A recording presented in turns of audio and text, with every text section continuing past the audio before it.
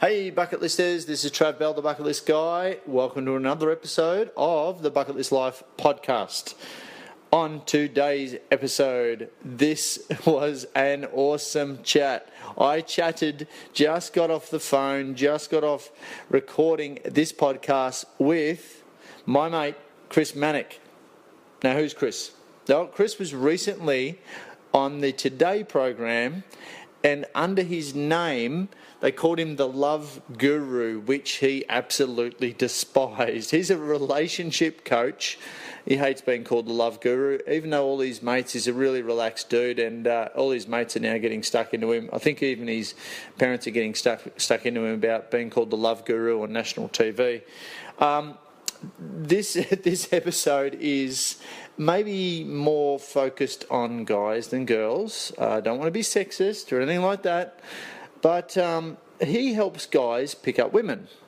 He's part of the pickup, what they call the pickup scene. I don't know if you've read the book called The Game, which is a really, really interesting book, very insightful book on how to pick up women and the use of neurolinguistic programming and social dynamics to court a mate. Is that the most appropriate term to call it?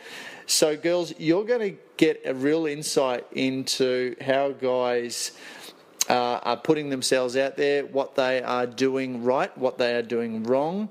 I tell you what, you're definitely going to learn a thing about the male psyche on this podcast.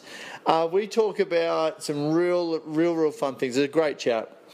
What holds a lot of guys back? What is Chris's official job description?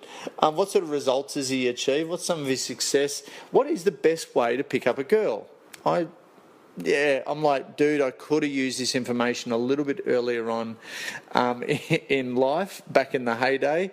What are the best techniques, and how do the skills and really he helps people grow and he helps people be confident, guys, obviously be confident. But how does those skills transfer into the other areas of their lives? It's really, really interesting. What is his thoughts on the book, The Game? What is his thoughts on Tinder? There's a bunch of links in the show notes. And look, at the end of the day, you're going to love this chat. He is a really relaxed guy, takes the piss out of himself. So enjoy my chat with the Love Guru. He's going to hate this. The Love Guru, Chris Manic. Cheers, guys. Welcome to the Bucket List Life podcast with Trav Bell, the world's #1 bucket list expert. Bucket List Life's mission is to help you get off the treadmill, stop Groundhog Days, hack your habits, and live a regret-free life. Because we know life's way too short not to live your bucket list life. So please welcome your host, Trav Bell, the Bucket List Guy. Hey bucket listers, this is Trav Bell, the Bucket List Guy, and on behalf of our global bucket lister community, I'd love to welcome you to another episode of the Bucket List Life podcast. The Bucket List Life podcast is about chatting to people who are out there living their list and hacking the life experience to give you, the listener, inspiration to play a bigger game. And on today's episode of the Bucket List Life podcast, I'm talking to Chris Manic. How are you, buddy? Very well. How are you? Mate, very good. Recently, I saw you on the Today program. We've been mates for a couple of years now. Yep. And they, under the picture of you on the Today program, they referred to you as I know. the Love Guru. The Love Guru. And worse, they went a step ahead of that and they said, this man is known as the Love Guru. I'm like, I've never heard those two words put together in my life, let alone referred to as me. So, no, but I was on live, so I couldn't exactly kind of call them up and go, no, I'm not. So. Okay, so let's cut down the chase. You, if you were going into another country and you've got to put on your immigration card, you know, what do you do as, you know, your job, your employment, your business? What do you put? I tend to put, like if I had to go into more of an explanation other than coach, I'd say dating and lifestyle coach, you know, for lack of better words. Dating and lifestyle coach, yeah. Nice. So you, in essence, help guys pick up girls? Pretty much, yeah. But I help them just, you know, someone asked me the other day and they said, oh, so you help 4s pick up 10s. So I was like, no. I help 4s become 10s, you know. Ooh. So I really want guys to kind of grow, and yeah, picking up girls definitely, but in the process they just become better, they become more motivated, they start getting enthusiastic about life, you know. So that's what I do. It's really about, it's really a journey of personal confidence, isn't it? Oh, so much. I use like dating and picking up girls, meeting girls. I just use that as a vehicle because I find it's a very intense form of self-development. Like if a guy wants to go and approach a girl in the middle of a bloody park or a library or something, then all of his insecurities come up, and it's a good opportunity for him to deal with it. And then if he deals with that, then it just kind of carries over to all areas of his life. He'll start to feel more... he'll start to question his life, his path, and, you know, the choices he's made, and all this stuff will come up. So, he'll pick up girls, but he'll also have to deal with a lot of stuff as well. So it's awesome. A lot of stuff. I love that. A lot of stuff. I'd imagine you'd have your hands full unpacking a lot of that stuff. Oh, so much, definitely. And people that are close to me, like the last girl that I dated, she was very, very in tune with me, and she said... if I had a client that I was, unpacking a lot of stuff, she'd say, like, who's your client now? Like, he's affecting you. I can, so the energy would definitely carry over sometimes, which was really interesting. So the girls that you date, they know that you do this for a living. Yeah, definitely. How do they feel about this? For the most part, they're super, super interested. They're super intrigued by it. I was chatting with a girl recently, and she was at me for probably a couple of weeks, like, are you going to tell me what you do? Are you going to tell me what you do? and I was in a bit of a, shitty mood one day. So I just texted I was like, Chris Manic, have at it. And she's like, oh, okay. And then she came back and goes, well, at least you're not a drug dealer. I thought you were a drug dealer. And I was like, okay. So you're one step up from drug dealer. I was like, yes. Victory. So I'm dodgy, but not quite that dodgy. So, but I guess you'd hate to, be referred to as a pickup artist or anything like that. It sort of cheapens what you do, isn't it? I really think it does. Yeah. I mean, I always say if someone goes looking for a pickup artist and they find me, awesome. But I mean, I've been referred to it as before, and I understand it, but I just kind of think it not even cheapens what I do. I just think it kind of shortens it down. It's just ignoring all the growth and all the cool aspects to do with it. So tell me about the Today program. You're recently on Australia's Today program. By the way, there's girls and guys that listen to this podcast. Cool. Hi, ladies. Hi, ladies. Hi, ladies. So girls are going to get a great insight into the struggle town that a lot of us find ourselves in when we're approaching females. And the reason, just back step, the reason why I got you on today, mate, is because I, for one, are fascinated with the social dynamics aspect of people finding their true love. Or a perfect partner to go and do, bucket list things around the world and have a fulfilled life together. Awesome. Love it. I, as a coach, I do a lot of, stuff around relationships. And I mean, that's what it's all about. It's about fulfillment. Definitely. And, so as far as the Today program, how did that come about? So a few weeks ago, I've done this. I've coached now for 7-8 years. Yeah. And I was saying to my mum actually the other day, I've just usually chugged along, done my thing. I've done a few interviews, a few radio stints here and there. But then 2 weeks ago, I did a financial review interview.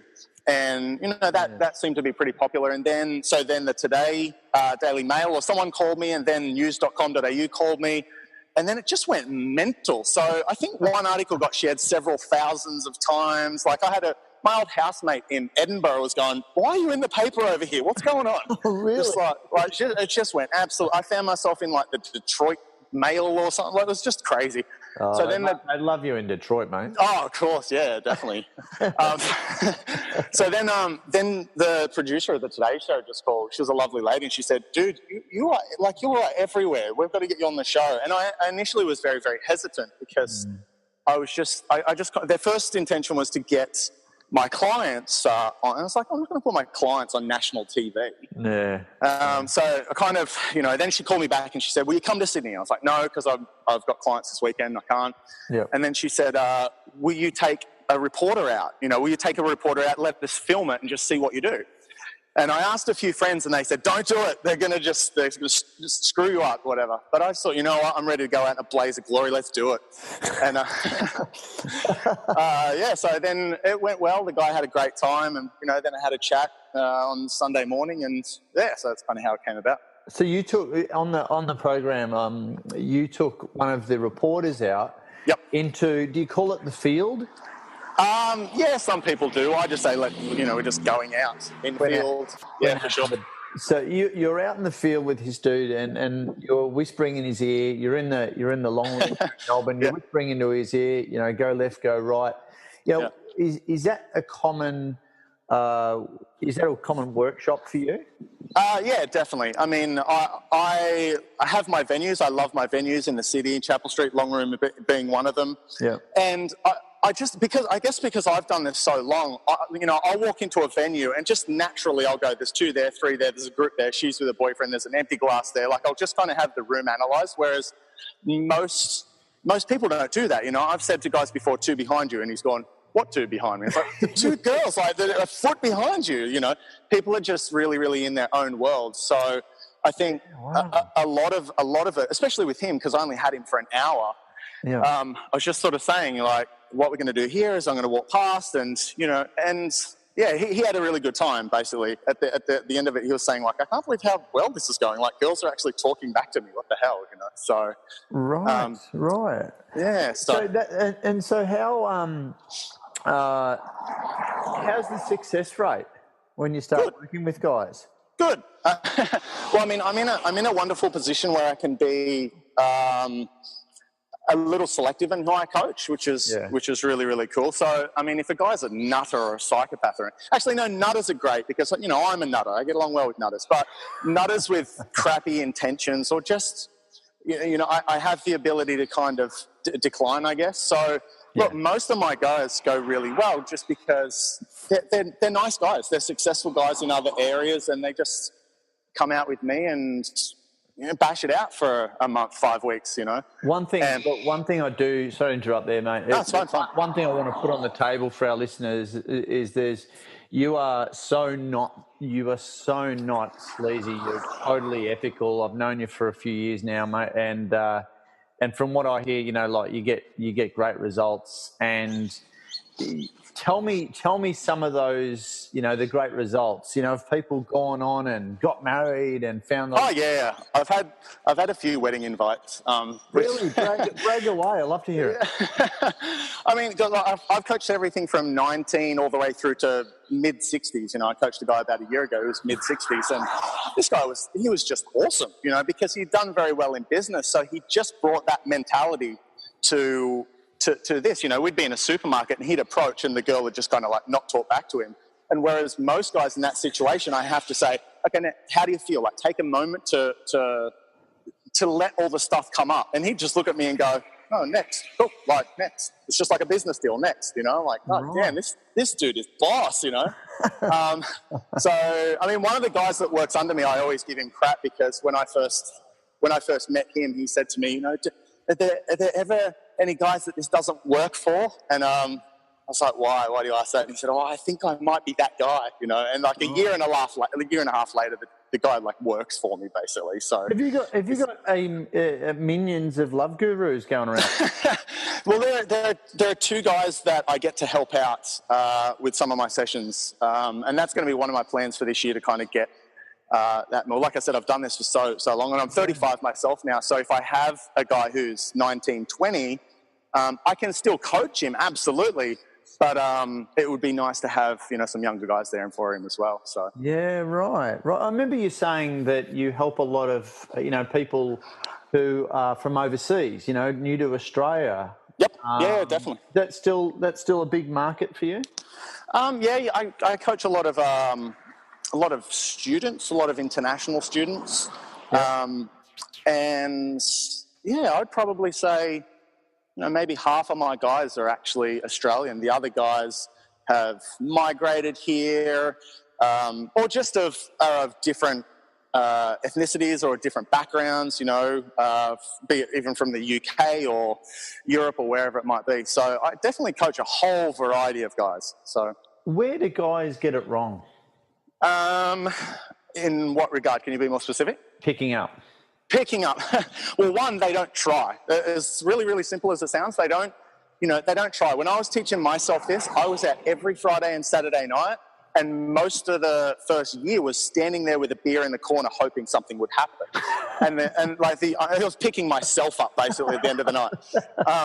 And the only difference between me and, the next guy was I didn't get discouraged enough to stop. I just I just stood here for 4 hours.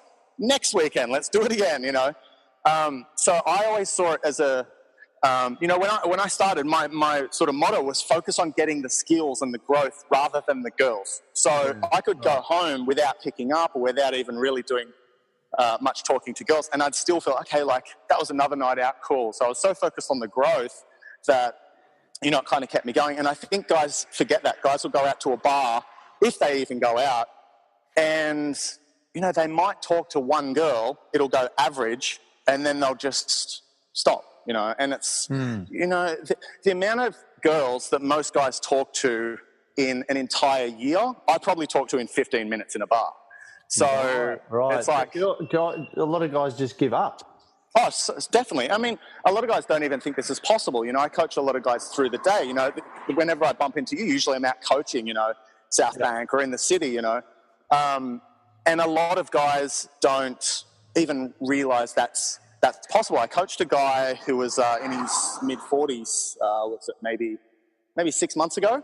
Yeah. And he'd done sort of online dating for 10 years and had never really had much from it. And we got out, and within our first session, I think it was his first or second approach, you're swapping numbers. So it was just amazing to see him come back going, holy shit, I've practically wasted 10 years. What have I been doing? They were walking past me all along, Oh, wow. So I think... You're just waking people up, don't you, to the... Oh, definitely. Yeah. Hugely. Yeah. And, I say to a lot of my guys, walk up the street at, 5:30 when there's a lot of people out and just look people in the eyes. You'll be surprised at how many people will just, look at you and they'll just kind of quietly acknowledge you. That happens all the time, but people don't realise because, this crazy busy society, we just head down, get to work, get home. We're not really taking a moment to observe and acknowledge other people. So I would say that primarily. One, they're not aware of it. Two, they don't approach. Three, they don't see it as a journey of kind of growth. Four, they give up way too soon. And five, let's just wrap it up at five, they try way too hard. They don't realise that there are single girls out there dying to meet a guy probably like them.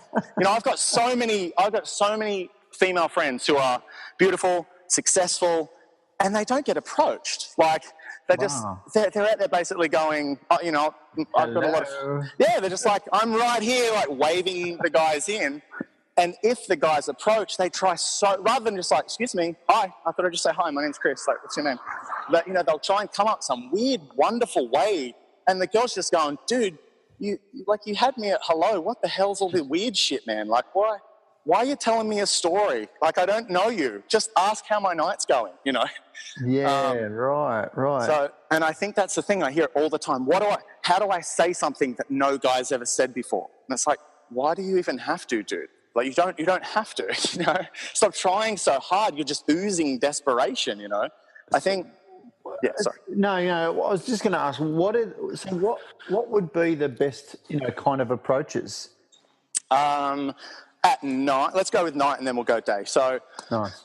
I think at night is, you can watch that video from the tag, just walking in, excuse me, hi guys, how are you? Thought I'd come say hi. Or just a little observation. One of the first approaches that reporter did, the girls were dressed identically. They both had kind of peroxide hair and they had the same dress. And, and what came to my mind was that an accident or did they intend to do that? So I sent him in with that. I was basically go and say, excuse me, sorry guys, I have to ask, was this intentional or was this purely, did you see each other tonight? Just go, oh, God damn it. I thought they were going to take offence to it. I'll put that in the show notes, guys. It's a great clip.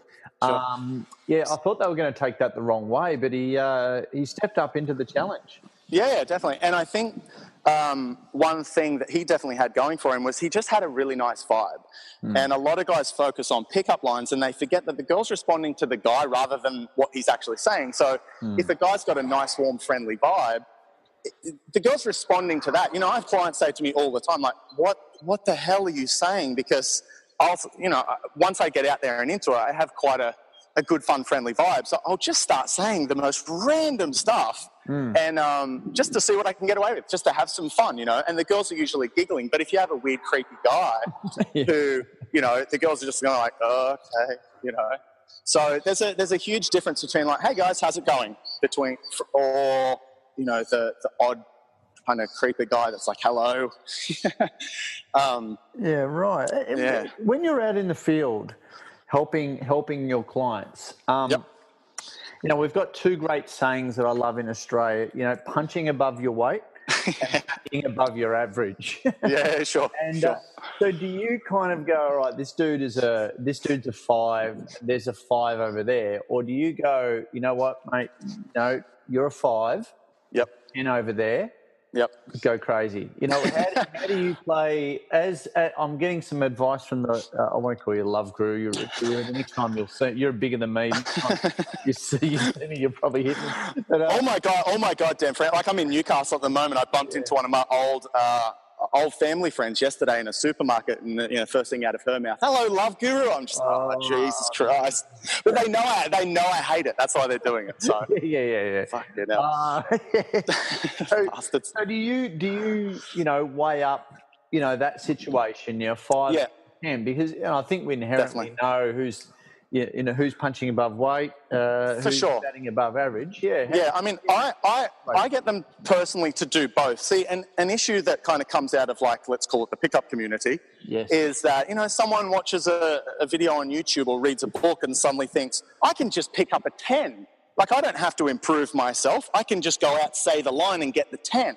It's like, no, you can't, buddy. So, I mean, I have not a lot, but I do have the occasional issue where a guy will just rock up, you know, dressed like shit, average attitude. He's, you know, doesn't look wonderful yet, and he'll want to pick up the model walking down the street. Right.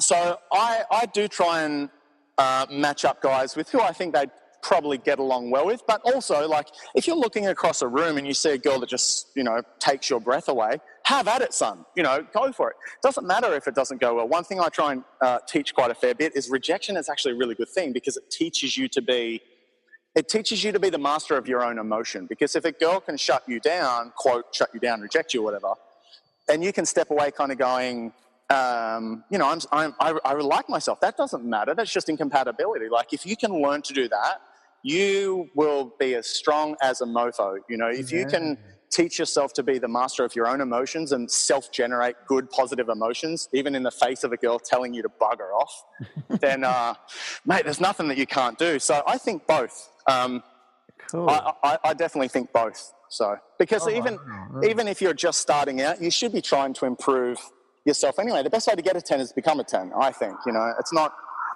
become the best person that you can, and then you'll match well with someone. You know, you'll get along well with someone. I call it a rock star syndrome, where a guy rocks up and is like, I want to be a rock star. Yeah. And it's like, no, you just want connection, dude. You don't want to be a rock star. Yeah. I imagine, there'd be a whole lot of other kind of coaching and even maybe style coaching. Yep, and definitely. Different things around that. So for sure. It's fascinating stuff, and I probably shouldn't. I've got a girlfriend at the moment, and I probably shouldn't be writing down as many notes as I where were you back in the day, mate? Sorry if you're listening to this. Damn it. Look, what do you think? I read The Game from an NLP point of view. The Game by Neil Strauss, one of the best-selling books. It's about the PUA scene. Do you want to just, you know, discuss that book? And I can't wait for yours to come out. I'm sure you've got one coming. But The Game by Neil Strauss. What was the best and worst part of that for you? I think the best part was that it got guys having a crack. Like I've been doing this myself since 2004, so it was a year before The Game came out. And I remember when it came out, it just went mental. Suddenly there were a whole bunch of guys going, "Oh my God, we have options! we can go and approach people. So that was the best bit. Yeah. In my opinion, the worst bit was that it basically told guys that they weren't enough themselves, I guess. Like, it's like if you step into this persona, you do step A, B, C, and D in the correct way, you'll get the girl. But, you know, the idea to approach a girl and simply introduce yourself or say, hey, there's something about you. I wanted to come say hi. How are you? You know, that was seen as very kind of beta behavior. That's not what an alpha man does. That's what every other loser guy does. And it's like, no, it doesn't. So I remember when that came out myself, because I'd been into it for a year, just approaching people in bars with just, hi, how are you? How's your night? My name's Chris. And by that stage, I'd started going, okay. So I remember that came out. I was like, why is everyone running around doing weird shit? Like, why? It just never really made sense to me. Yeah, because a big one in their community was, like do magic tricks and stuff. Yeah, which I still see occasionally in bars, and I have to say, like, I feel a little nauseous when I see it. It's like, dude, had you just approached and, asked the name and got chatting? Like, because now she's thinking, dude, she's either thinking, I don't like you, but you're trying so hard, it's, oh, how lovely. Yeah. Or she does like you and she's there going, what's with the show, dude? Just get to know me. Like, why do you have cards in a bar? So it's, there was a lot of odd stuff. But, at the same time, it was a great story. I've met a couple of those guys and it was a cool little, it got guys going, I think. So that was great. Oh, fantastic. Yeah, what do you think about, like, apps? What's your opinion on, like, Tinder, for instance? Boring. No, I mean, look, I'm a big fan of getting guys to have as many tools in their toolbox as they need, And the issue with a lot of that stuff is a guy will get on Tinder and that will be his only tool. Yeah. So why don't you just do everything? Why don't you learn to approach girls in bars? Why don't you say hi to that cute girl in the supermarket? Why don't you go speed dating? Why don't you jump online and use Tinder? Like, why don't you smash this goal of yours from every imaginable angle, And not to mention that approaching people, in the flesh, old school way, it's going to get your results much, much, much quicker than Tinder. I'm not anti-Tinder. I don't use Tinder myself, but I'm not anti it. I'm not sort of saying it's shit or whatever. I think it's great, but as long as you have options as well. If you can't approach a girl, if you can't, just go out and be social and have a decent night, if you're not working on yourself and you're just using Tinder as this, I just don't think there's much growth from it, Yeah. Oh, that definitely wouldn't be. Yeah, so spend the next 6 months just improving yourself and going out and just trying new things while using Tinder, Would most guys come to you to try and get laid more or try and find a partner? Their true love. Well, I'm the love guru, so... Yeah. I tend to find guys want what they've not had. So if a guy comes to me after, let's say he's been married since the age of 20 and he's now 34, and because I think guys tend to think that everyone was out doing something cooler than them in, quote, their prime years. Right. So if a guy was, in a relationship at 20 and he comes to me at 30 after a relationship, he's got it in his head that everyone was out like screwing up a storm and that he missed out. So, basically guys want what they haven't had. And then if a guy's never had a girlfriend before, he'll be much more open to wanting that. So, I tend to just approach it in a non-judging fashion. I'm just here to help. It's, what they do with it is up to them, as long as it's kind of ethical. I'd imagine you get a few, guys coming out of divorces who have been in long-term relationships. Yeah, definitely. They're quote unquote back on the horse, and the skills might be a bit dusty. Is that true? Oh, heaps. I have lots of guys. Most of my guys would be probably mid-30s, which I really, really love because then they've got life experience behind them. And I often joke and say that the hardest guys to coach are the guys who have never experienced a significant amount of pain in their life, So if they've kind of lived with their parents and everything's been smooth sailing and then I get them to approach a girl, that hurts for the first time ever. They're feeling pain, but the guy who might have just been screwed over by the vulture wife who took him for everything, that guy will do anything. He will just go mental. Because he is ready for learning. Yeah, he's just basically like, dude, if I can feel anything other than this, let's go. Let's do it, you know. Yeah. So those guys tend to actually go really well. So that must be hugely satisfying for you as a coach. Yeah, I love it, definitely. You know, I wouldn't still be doing this after all these years, you know, with the all the issues that go along with it if I wasn't getting a good degree of satisfaction from it. Yeah. How are these skills transferable for a lot of the guys that you work with? That's probably my favourite part of coaching. Yeah. You know, this year I would love to go more into sort of a life coaching role, you know, doing a lot of videos, a lot of rants. I don't know if you've seen any, you know, my YouTube stuff, but I want to go down more that avenue just because it's so transferable. I think once you start to deal with a lot of the fear and, like I said before, if you can learn to be a bit more in control of your emotions and take charge of your life a little bit more. Like I have a lot of guys who quit their job halfway through my course, you know. I'll coach them for 2-3 weeks and then they'll rock up and go, yeah, quit my job. It happens all the time. And I think what it is people just live in this, I don't know, this kind of reverie dream sort of state where they're just kind of chugging along. And then they're out with me and just go, oh, wow, I'm feeling something. I'm feeling good things. I'm feeling bad things. All this stuff's coming up and I'm realizing how much I don't actually like what I'm doing, you know. Hugely transferable. It's hugely transferable. We definitely share that. We definitely share that love. I mean, you'd be waking people up.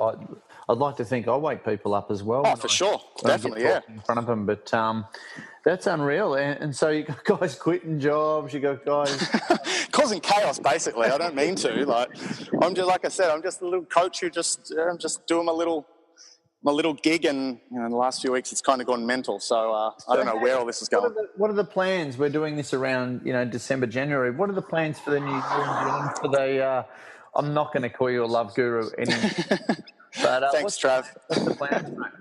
I'm going to kick off my vlogs on YouTube. Like I said, I really want to, because I've never done videos. All the years I've done this, I know it's been a huge medium. I've never really done it. I've chucked a few of my seminars and stuff up. But now this year I really want to focus on that. Like, I don't know if you've noticed or not, I just like ranting about stuff. I like talking about a lot of this stuff. What was that one that you recently did?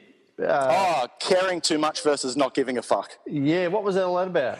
It was basically about finding a balance between... See, I see a lot of guys on either end of the spectrum. So on one end of the spectrum is the guy who cares so much about other people's opinions and about things that happen in his life that he doesn't take any action because he's afraid of what they'll think or afraid of the outcome and all that. And then on the other end of the spectrum is the guy who... You know, the guy that just walks around basically going, I don't give a fuck, man. I don't give a fuck what anyone thinks. But you know it's massive overcompensation, and they really, really do. Denial, yeah. It's huge denial, yeah, definitely. And I don't think that's conducive to growth at all. I think you've got to be aware of what's going on inside of you. So that video was just about finding a balance between that, coming back to center and being okay with giving a fuck, but not letting it stop you from kind of doing what you want. So. Right. So we're not just talking about, you know, picking up girls here. We're just talking about in life, yeah? Yeah, no, that's the intention of that video was to not actually mention dating at all. So cool. Nice little break. With the dating stuff, you know, like what are the plans? You know, going into the new year. I mean, more video blogging. Yep, definitely. And what else you got planned? Well, I will keep coaching. I bitch and moan about this, but at the end of the day, I really like what I do, and it helps people. So I will, to some degree, keep chugging along. But I mean, I've spent the last few years just bashing it out hardcore to the degree that I'm passing out and stuff. So this year is going to be kind of step back a little for me, not coach as much out there in field. Yeah. And I don't really know, man. Like I'm just kind of waiting for a new... You've probably experienced this yourself, where you know something's around the corner. You don't quite know what it is, but you know something's there. I think what you do is huge. You know, like it's got so many. You know, it can help so many guys. Yeah, definitely. And it just opens up. Maybe we'll have a talk offline about it, but it just opens up so many opportunities for a guy when they've. You know, there's got to be a direct relationship between. You know, how if a guy is confident with picking up women, how the transferability of those skills. Yeah, definitely. Changes their life so much. So yeah, well, I mean, I used to work. Sorry, man. on an absolute game changer. Yeah. Well, I used to work in the corporate world, and I think I did pretty well at that. Like, I got headhunted and stuff by a bit. So I like to think I did pretty well in that. And I think it's primarily just because I taught myself to do this. Because, growing up, I was a very chill guy. I wasn't the shy, couldn't say hi to anyone guy, but I was just a very chill, I was a bit of a loner, just kind of chill, hang out with a couple of friends. But I wasn't really ever the life of the party guy. So I think just teaching myself to do this kind of carried over to work, definitely. And, even the stuff I've learned in business, I love helping people with startup businesses just because I learned so much. This was my hobby, and now I do it every goddamn day. So just the stuff I've learned in business as well. Like, I love coaching that stuff as well. So I'll always do dating to some degree, but I'm a big fan of doing what feels really, really congruent to you. Yeah. And I think as I age, running around picking up girls, I still love it, of course, but it's not my primary focus. So I'll always be coaching, but whatever that big thing is around the corner for me in 2016, we won't know until it happens, I guess. So, what can you see yourself doing this if you got hooked up, you got married, a couple of kids? Will you still be the dating coach? It's funny because I actually always said, when I got into this, 20, 23, 24, I remember thinking to myself, 35 will be the year that I settle down. And I remember thinking that yesterday because I bumped into that family friend, and she's like, when are you going to give your mum grandkids? And I was like, I did say 35. But I think to some degree I will. I'd love to take a lot of this online as well and do a lot of Skype coaching. I don't know how if I did decide to go down the marriage path or whatever, I don't know how my wife would feel about me running around bars and stuff. So I think I'll always coach it to some degree just because I think it would be a waste to not. But I guess I just have to see. The capacity that I'm doing now, probably not conducive to a healthy monogamous relationship. On that, sorry to interrupt, but yeah, sure. Big question. Yeah, sure. Do you believe in marriage, the institution of marriage, with everything that you've seen, done? I love that you had that. With everything you've seen, I've definitely seen under the vinyl, shall we say, of society. I'm out there seeing a lot.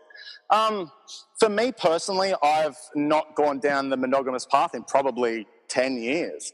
But having said that, I know some good friends, probably some mutual friends of ours who are married and they're bosses, they just destroy together. So I think what's important for people to do is to follow what feels right to them. And I think there's arguments on both sides, basically if a guy's seeing a girl for a year or something like that, there's a lot of expectation and the guy might not even want that. I remember, some girls that I was dating a few years ago when I was back in corporate, I'd have people who were very, very unhappily married saying to me, Chris, when are you going to settle down with this girl? When are you going to put a ring on it? And it's like, coming from you, I don't know how, I don't know how valid that is. So I think people need to do more of what they want. Again, as long as they're doing it in an ethical way. You can be honest with people if you don't want a relationship, and you can have amazing open relationships. I know people that are in 10, 15-year plus open relationships. So, wow, really?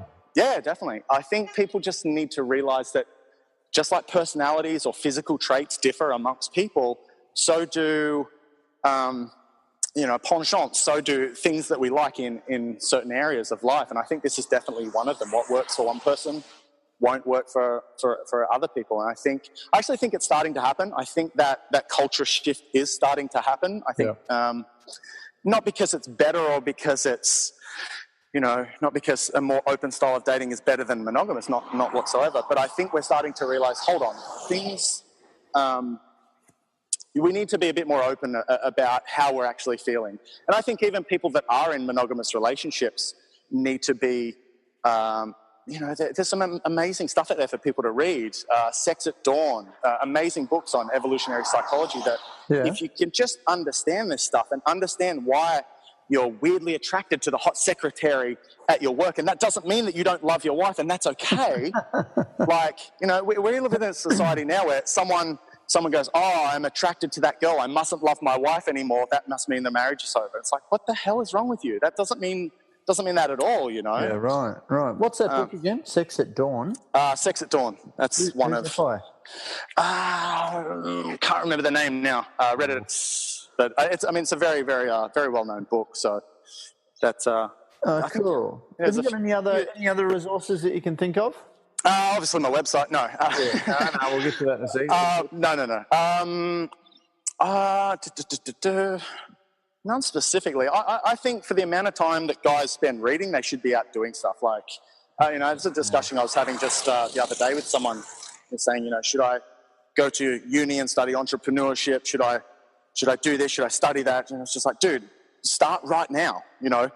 Choose a business name right now. Buy the domain right now. Do it. Rather than reading a book about picking up women, go out and try and approach one. Rather than reading like a book on how to start a business, just take a first step now, Great philosophies. Yeah, I think so. But at the same time, we live in the digital world. Everything that you need is at your fingertips, man. So that's very, very lucky people. Yeah, mate. Thank you so much for your time. Any last words before we sign off? This has been fascinating as far as I'm concerned. No, nothing more from me. Like I said, check out my stuff on YouTube. Follow me on Instagram. I'm on Facebook and everything. So if you want to say hi. What's your main site? Manic Workshop. So it's MANIC workshops.com. Yep. And there's links to my other sort of social media and stuff there. So, but I'm a nice person. So if you need help, say hi. But that's my parting advice. Well, just decide what you want to do, and you don't have to have it sorted. Just start taking steps towards it, and just cock up, like stuff things up, fuck things up. Like every mess up takes you closer to what you want, I think. So, and I dare say, man up, balls up. What they say, definitely. So, mate, thanks so much for your time. I know you're a busy. I'm not going to call you a love guru. That was shut up. The piss. So, mate, thanks so much for your time, buddy. And I, we've been trying to put this together for a little bit now, and I'll see you around. I'll see you around Melbourne, no doubt, in the next few weeks. And guys, check out Chris's stuff. He's a great guy, as I said. So not sleazy. It's just so done with ethics. And mate, on behalf of our Bucket Lister community out there, thanks so much for being on the Bucket List Live podcast today. My pleasure, man. I hope people got something from it. Cheers, buddy. Thanks. Bye. Thanks so much for listening to the Bucket List Life podcast with the world's #1 bucket list expert, Trav Bell. For more great content, go to www.thebucketlistguy.com. We'll see you next time.